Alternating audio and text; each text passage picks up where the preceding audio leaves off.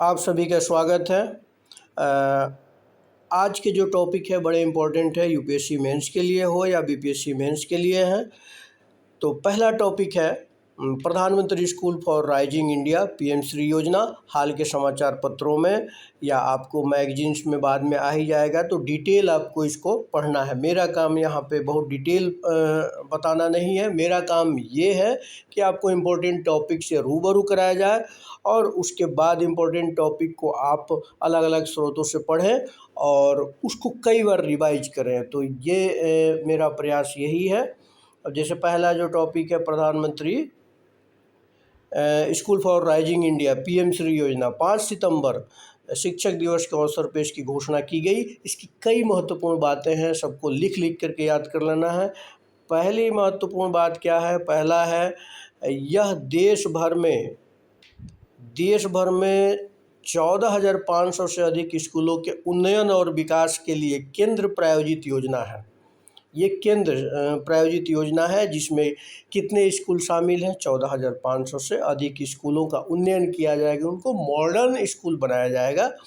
और ख़ास बात एक है कि इसे हरित स्कूल के रूप में भी विकसित किया जाएगा। हरित स्कूल, ग्रीन स्कूल के रूप में विकसित किया जाएगा, यानी आसपास का वातावरण जो होगा वो ग्रीनरी से भरा होगा। तो हरित स्कूल जहाँ पे ऐसी जीवन शैली सिखाई जाएगी बच्चों को जो पर्यावरण संरक्षण के प्रति जवाबदेह बनाता है।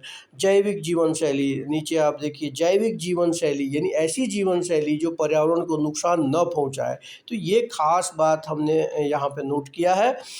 इसके अलावा आप जो है ना अन्य स्रोतों से इसको पढ़ें और ये आपके मुख्य परीक्षा के लिए एज वेल एज प्रीलिम्स परीक्षा के लिए भी काफ़ी ज़रूरी है।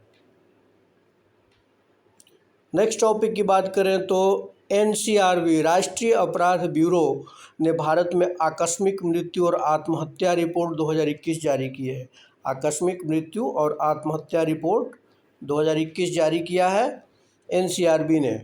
और इस रिपोर्ट की खास बात यह है कि इसमें कई ऐसे तथ्य आपको मिलेंगे जो आप नहीं जानते हैं और आपके मुख्य परीक्षा के लिए काफ़ी ज़रूरी है। तो इसका टाइटल है भारत में आकस्मिक मृत्यु और आत्महत्या रिपोर्ट 2021। महिलाओं के खिलाफ अपराध की दर प्रति 1 लाख जनसंख्या पर वर्ष 2020 में 56.5% से बढ़कर वर्ष 2021 में 64.5% हो गई। इसका मतलब है प्रति 1 लाख जनसंख्या पर कितना वृद्धि हुआ? 2020 में 56.5% से लेकर के आप कह सकते हैं इसको 2021 में 64.5% होगी। इसका मतलब बढ़ा है। सिंपल, आप महिलाओं की सुरक्षा, महिलाओं के प्रति जो अपराध होते हैं तो उसमें इस डाटा को ज़रूर डाल सकते हैं कि 2020 में जो महिलाओं के खिलाफ अपराध की दर है वो 56.5% से बढ़कर 2021 में 64.5% हो गई है। फिर दूसरा पॉइंट देखते हैं। दूसरा पॉइंट क्या है? दूसरा पॉइंट ये है कि वर्ष 2021 में महिलाओं के खिलाफ अपराध की उच्चतम दर असम में 168.3% दर्ज किया गया। यानी उच्चतम दर कहाँ रहा महिलाओं के खिलाफ? असम में रहा। ये प्रीलिम्स का इफेक्ट हो सकता है, मेंस में भी आप इसको अगर डायरेक्ट क्वेश्चन आता है तो आप लिख सकते हैं।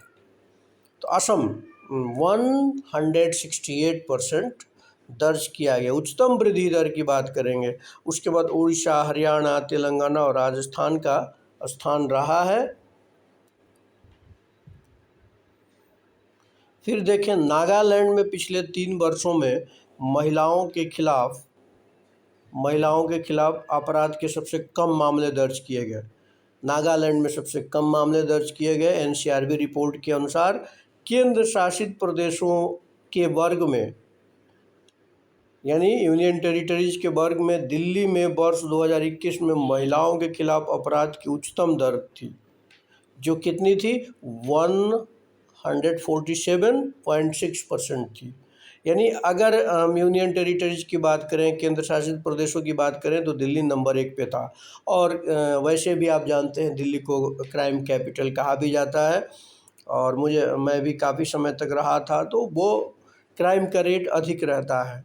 तो उसी को जो है ना यहाँ परिलक्षित करते हुए दिखाया है कि 2021 में महिलाओं के खिलाफ अपराध की उच्चतम दर, अगर किसी केंद्र शासित प्रदेश की बात करें तो वो कहाँ थी, 147.6% दिल्ली में थी। इसी प्रकार अगर हम बात करें तो वर्ष 2021 में जो रिपोर्ट की गई है, आत्महत्याओं की संख्या के मामले में महाराष्ट्र देश में सबसे ऊपर है। या आप पहले से भी जानते हैं कि महाराष्ट्र में ज़्यादा आत्महत्या होती है, जोखिम वहाँ ज़्यादा है, किसानों की आत्महत्या उस क्षेत्रों में ज़्यादा होती है। कर्नाटक, आंध्र प्रदेश, तेलंगाना, इसके अलावा महाराष्ट्र, इन क्षेत्रों में किसान ज़्यादा आत्महत्या करते हैं, जोखिम उनका ज़्यादा होता है। आत्महत्या और किसानों की आत्महत्या पे प्रश्न अक्सर आते रहते हैं। तो 2021 में रिपोर्ट की गई आत्महत्याओं की संख्या के मामले में महाराष्ट्र देश में सबसे ऊपर है।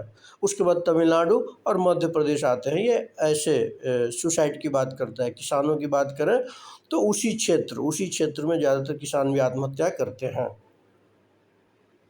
नेक्स्ट जो इम्पोर्टेंट टॉपिक है, अभी हाल ही में भारत अपनी जो प्रतिज्ञा दिया है जलवायु संरक्षण के प्रति, तो उससे संबंध में प्रश्न आएगा। और जलवायु परिवर्तन, जलवायु संरक्षण, पर्यावरण संरक्षण एक ऐसे टॉपिक हैं जिस पे कभी भी प्रश्न आ सकता है। तो यहाँ पे हम लोग थोड़ा बहुत डिस्कस करेंगे। ये एक ऐसा टॉपिक है, ये एक ऐसा टॉपिक है जिसको आप कभी भी इग्नोर नहीं कर सकते। पेरिस समझौता को कभी आप इग्नोर नहीं कर सकते, हमेशा रिवाइज करते रहो कहीं लिख करके।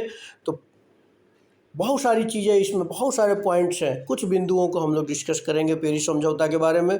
पेरिस समझौता, जिसे कॉन्फ्रेंस ऑफ पार्टीज 21 यानी COP21, कोप हम लोग बोलते हैं इसको, कोप 21 कहा जाता है, को वर्ष 2015 में अपनाया गया था। कब अपनाया गया था? 2015 में, सबको मालूम है।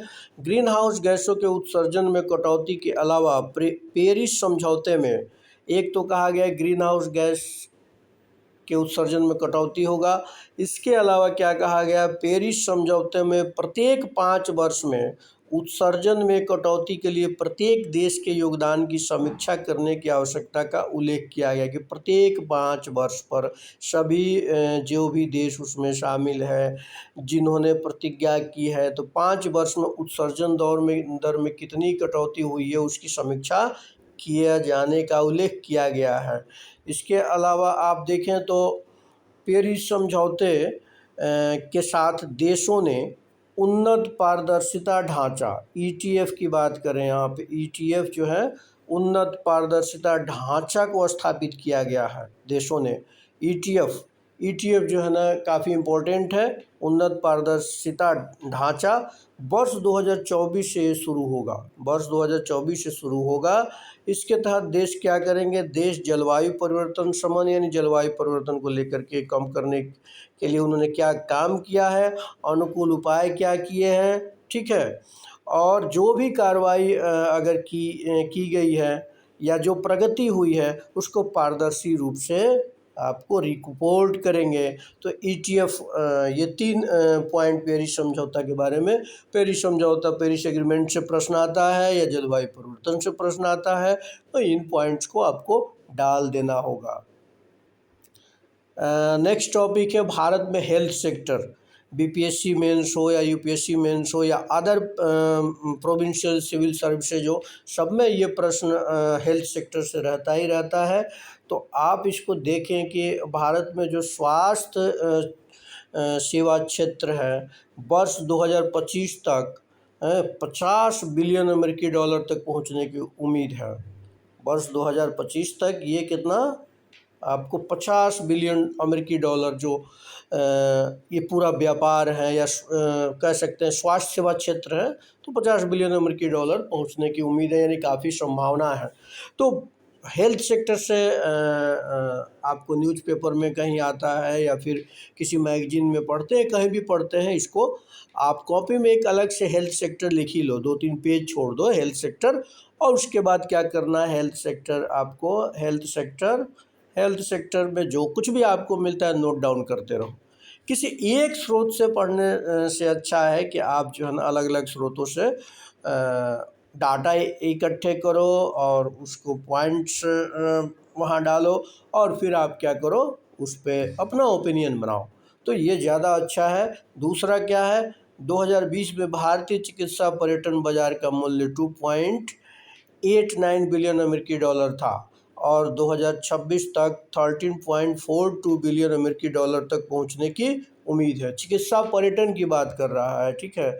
चिकित्सा पर्यटन की अगर हम बात करें, भारतीय चिकित्सा पर्यटन की, तो ये आपका इसका बाजार मूल्य 2020 में कितना था, 2.89 बिलियन अमेरिकी डॉलर था। 2026 तक 13.42 बिलियन अमेरिकी डॉलर तक पहुंच जाएगा। यानी आपको हेल्थ टूरिज्म की बात कर रहा है, तो जब हेल्थ सेक्टर आएगा तो हेल्थ टूरिज्म आएगा, टूरिज्म पे क्वेश्चन आएगा तो हेल्थ टूरिज्म को भी उसमें आप इंक्लूड कर सकते हैं। आपको मालूम है कि इंडिया में सस्ती दवाएं उपलब्ध हैं और यहाँ पे इलाज कराना सस्ता होता है, तो अन्य देशों के लोग यहाँ पे आपको इलाज कराने आते हैं, जिसको मेडिकल टूरिज्म नाम दिया गया है।